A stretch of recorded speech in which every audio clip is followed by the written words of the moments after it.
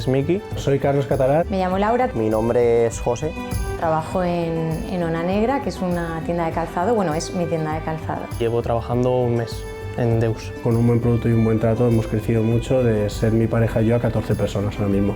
Yo quiero mi negocio, quiero mi proyecto, hacer yo un poco de todo e ir a mi ritmo. Y viene mucha gente que ya te vas cruzando, que ya, aunque yo lleve poco tiempo, pero ya entra un par de veces. Disfruto mucho. Con cada cliente viene, salgo del mostrador para atenderlo, para estar con él, y creo que eso es lo importante de un comercio. Las condiciones que tienes en un pequeño comercio no tienen nada que ver. Tú aquí estás muy valorado y muy escuchado. Me encanta el trato con los proveedores. Yo hago todo lo que conlleva pues, tener una tienda de calzado. Pues ayudar a la gente a que se lleve el material que necesitan. Desde lo que es la parte más física, aquí en la tienda, hasta lo que es la parte más Que digital. los clientes vengan a la carnicería no a comprar carne solo, sino a vivir una experiencia. Compagino este trabajo con estudiar y con entrenar. Con el ocio de mis amigos, Por las mañanas tienda La Aventura pasear. y por las tardes Club de Pádel.